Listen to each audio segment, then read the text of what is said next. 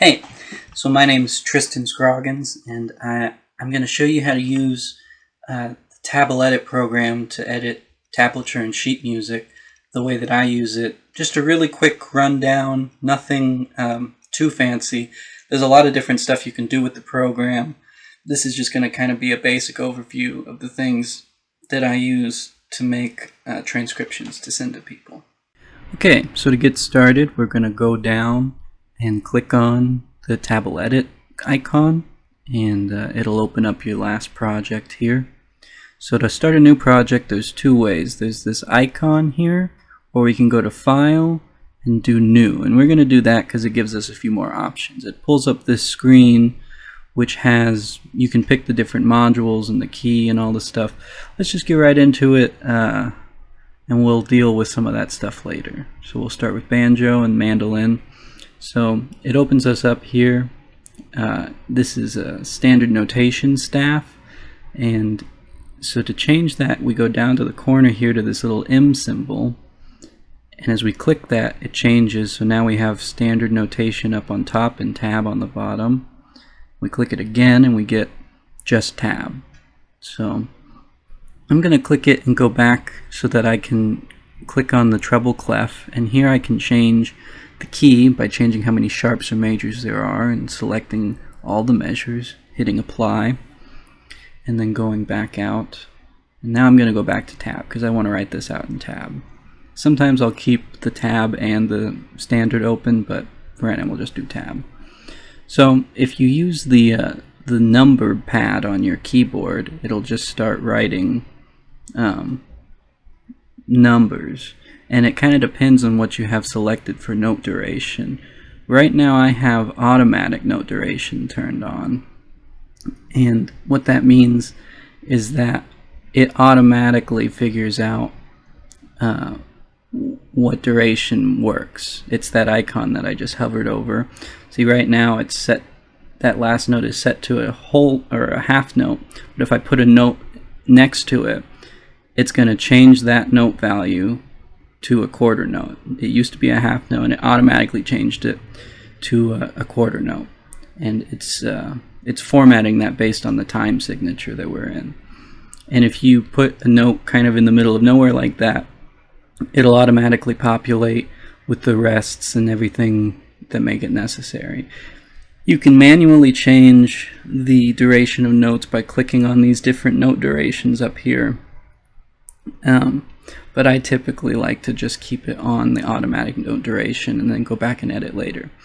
If you want to see bigger or smaller views of the measures, you can click this little symbol here, and you'll see it doesn't change the value of the notes. We're just seeing more subdivisions that we can access.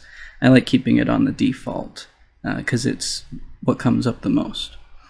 So we're going to try to write out some whiskey before breakfast here, and so I'm going to get rid of this, and I have to copy the whole thing in so you don't have to watch me write it out. So what I'm going to do is it keeps all your different windows that you have open in this program at the same time. So I've closed out of that window in the program, and I'm going to go and copy all those notes and then come back and click at the top and select and paste, and so we get all of our notes right there.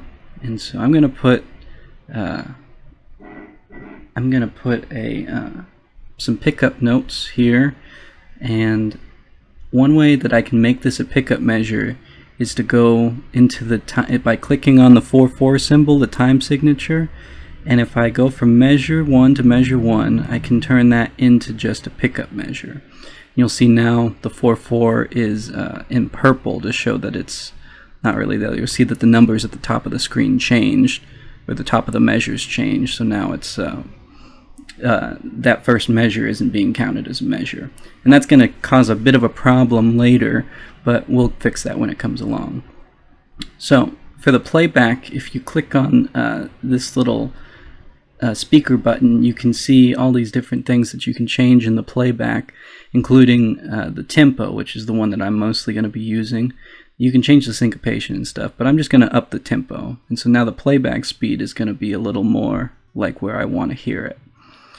And as you go through the tune, you'll see it ends, and then it automatically goes back to the beginning.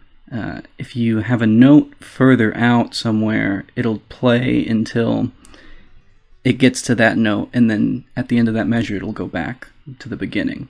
So if your thing keeps playing after you have your end note, then it could just be because of that. So we're going to write in a measure here for like a second ending. So you'd play through this melody one time, and then you want it to repeat and then go to a different ending. Well, how do we do that? Right now, if it's like this, it's going to play that, and then it's just going to play the second ending before repeating, and that's not what we want. So we're going to go down here to this box, and you could click on it, or you could press Control and the R key, and it's going to bring up the reading list. So this will tell the editor which measures to play when, and it'll populate the symbols necessary to show that to the player. So right now, I want to play from measure 1 to measure 9, or 8 actually. I'm going to bring that in. And when you click the right arrow, it's going to populate above whatever you have selected in blue there. So make sure that you have it selected on the lowest bit. And you can press the left arrow to pull something back in and edit it. So I want to go 1 to 8, and then I want to go 1 to 7, and then I'm going to want to skip over 8 and just play 9. And so we're going to put that in. And now it automatically populates these symbols. Now the problem with this is because we made that pickup measure before we did this, it confused the thing, and so now it's not really right. So what we're going to do is change this to not be a pickup measure for right now, and make sure that we're doing it to only this one. But what happened is if you click on an option and then change the measures, then it doesn't do it.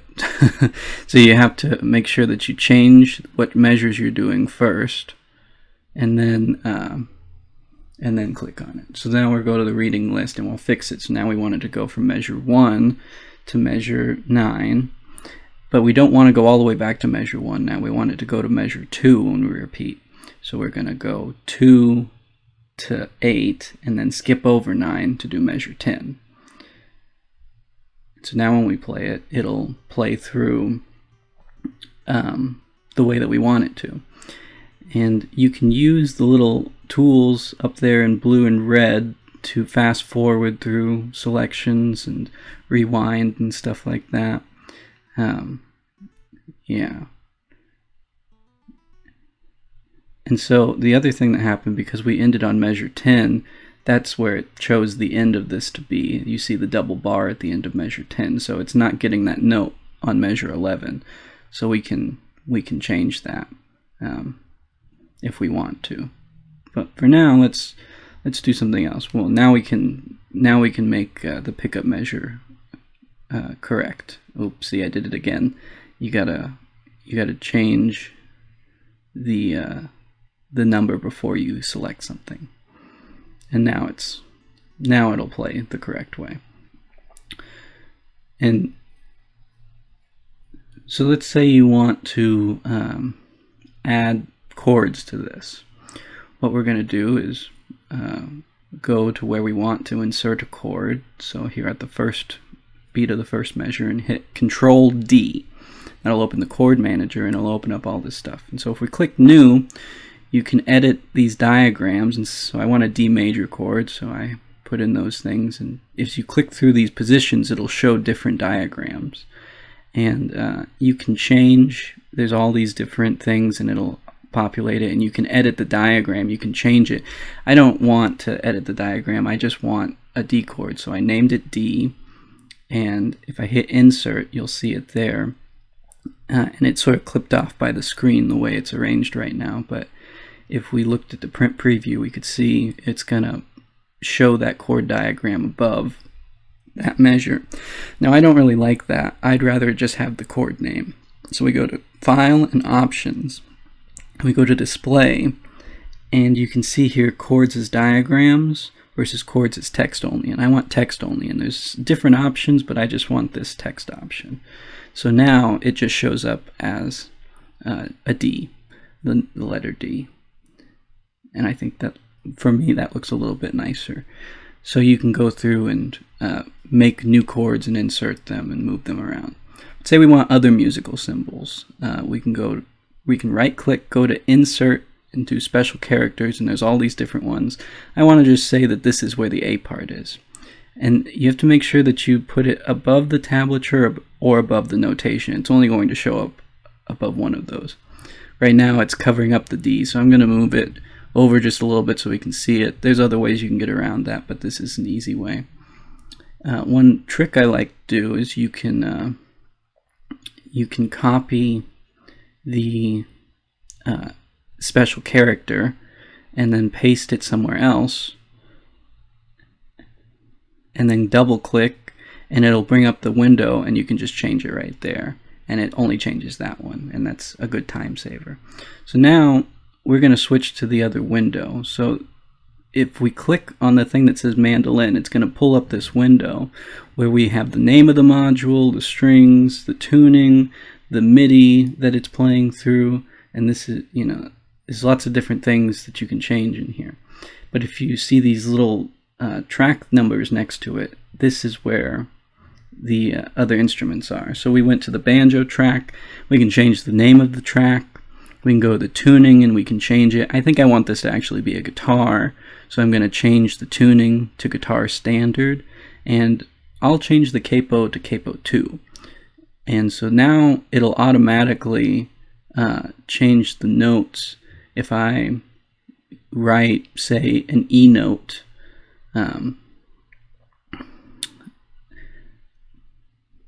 Yeah, there's the capo 2.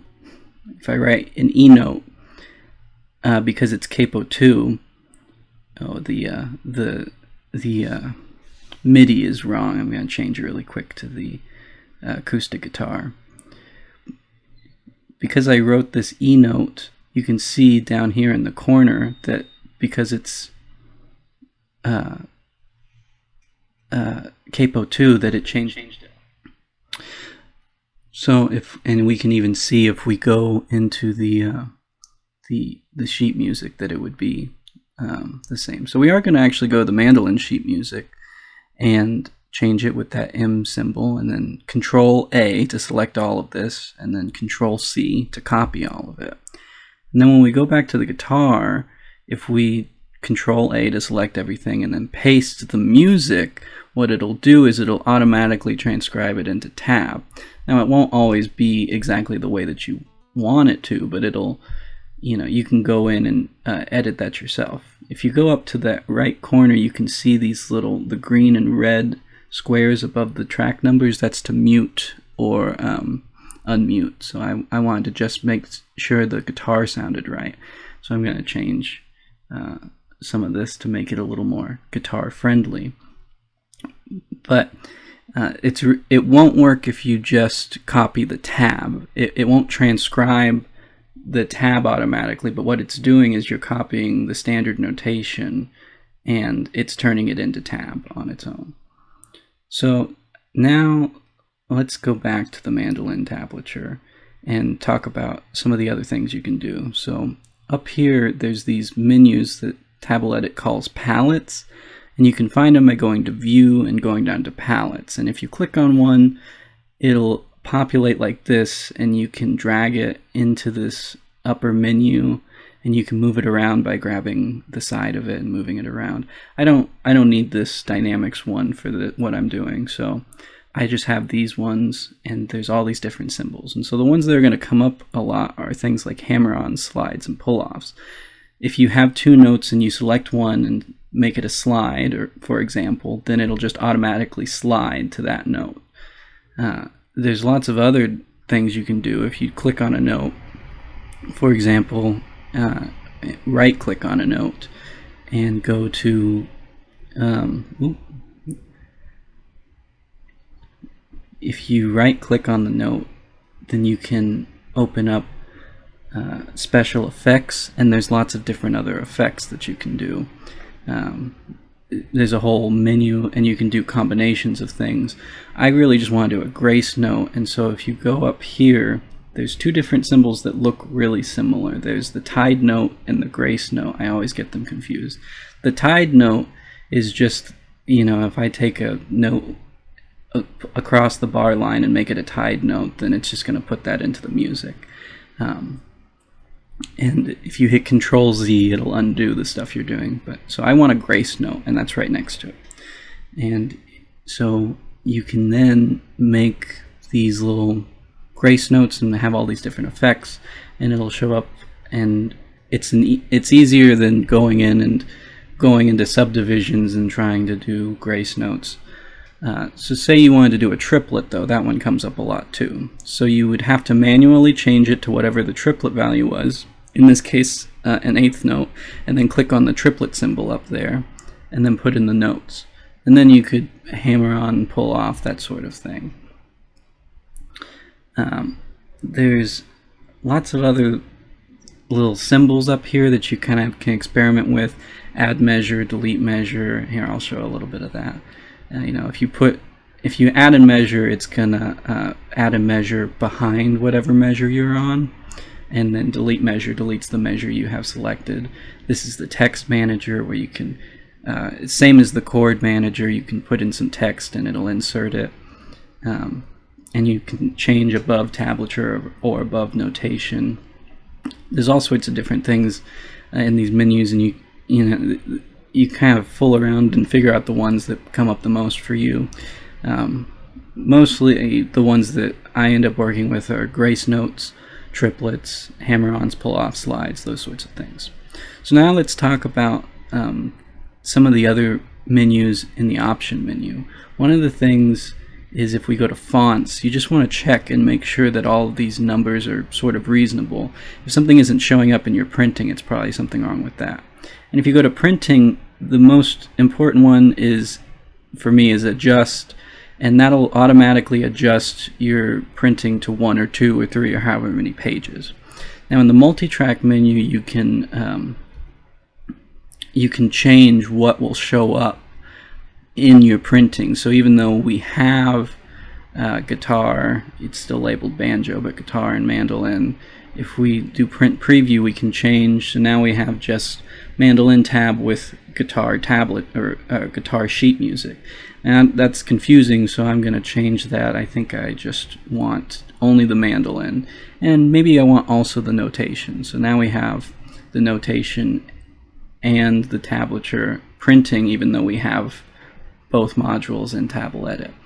So if you go to score and go to title information, that's where you can put in the title of the piece, you can put in the author, and you can put in comments.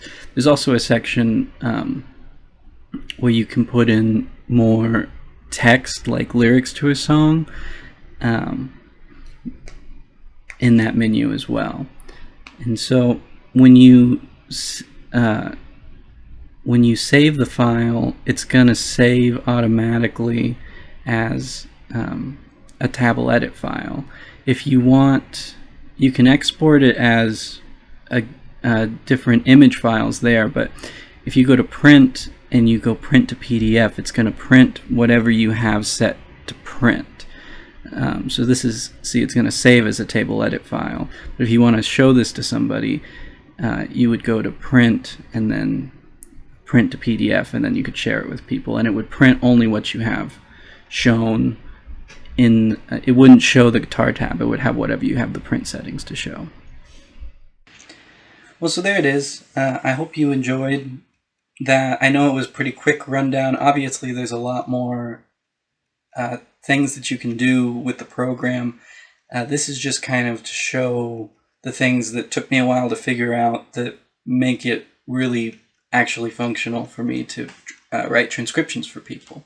If you want to see some transcriptions that I've done, there's a few for free on my website, tristanscroggins.com, and there's also a lot of them on my Patreon page, patreon.com/Tristan Scroggins. And you can also find me on the internet and the other places that people are on the internet. I hope you enjoyed this video. If you have any questions, feel free to leave a comment below and I'll try to respond. Thanks so much.